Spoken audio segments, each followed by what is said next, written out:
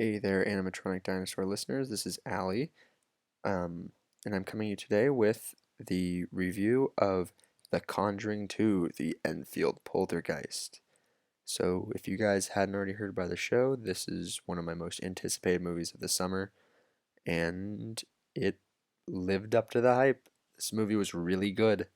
I am the resident horror movie fan of our show. I adore horror movies, and the first Conjuring blew me out of the water. It was one of the movies that got me into horror movies. It was pretty much my first real horror movie that I saw, and so it I was very excited to see the sequel. And the sequel lives up to the first one. It is not as compact of a story, but it is more, I would say, scarier, and I would say it's has a bigger picture. It really is the second in a series. It kind of goes beyond what the first one did. Pushes along some other things that not a lot, but smaller things. You can definitely see this movie without seeing the first one, but definitely like it surpasses the scale of the first one, but also is and it's scarier. And so the Enfield Poltergeist is about you have Ed and Lorraine Warren, who are demonologists, ghost hunters, um, and they have to go investigate this case. It's pretty simple. I don't want to really say much more without revealing too much of the plot because it is phenomenal. It is a movie. I feel horror movies today are very, very predictable, and The Conjuring 2 was not. James Wan truly knows how to master horror. He knows how to make great shots. He sets up stuff to be very creepy.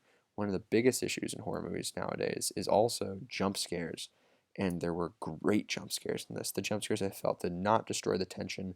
They built it up more, and I found myself jumping out of my seat in both tension, covering my eyes. It is exactly what I wanted to see in a horror movie. It was something that scared me, and very few movies can do that now. This movie is also, though, not for everyone. Do know, especially if you're not someone if you're someone who's very scared by movies usually, this one may make you unable to sleep for a very long time. It is, this movie definitely is up there with some of the best horror movies ever.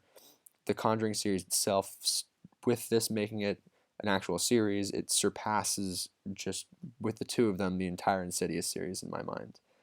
It is so I can't even really describe how great this movie was. If you like horror, go see The Conjuring 2. It will not disappoint you. It is one of the scariest movies of the decade. I would give it that. And I'm very looking forward to the VOD release of this movie because I want to watch the first and second back to back, compare them. They're both stand on their own very well. The first one's more of a compact story. This one's kind of a larger scale. It takes on some ideas like whether or not whether or not these paranormal activities, no pun intended, are actually real. It dives into it, and the characters of Ed and Lorraine Warren, played by Vera Farmiga and wow, I'm blanking on the other guy's name. It's really bad. Vera Farmiga and as I look this up, um, the two of them are absolutely fantastic. They kind of hold this together, and they were the ones who kind of set the movie for me. So yeah, Patrick Wilson. Patrick Wilson is a master of.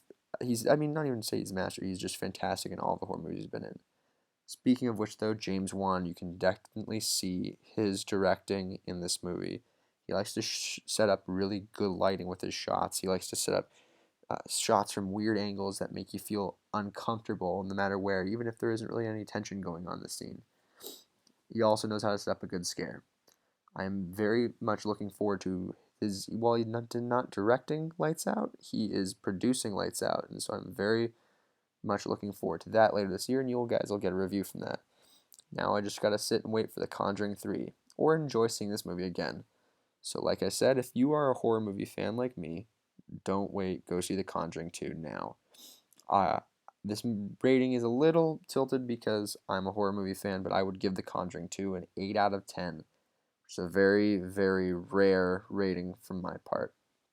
So hope you guys enjoyed the review. If you haven't yet, check out our Facebook page for all of the uh, animatronic dinosaurs updates. And if you haven't yet, also subscribe to our YouTube channel and to get more of our reviews up. There should be a ton coming out soon.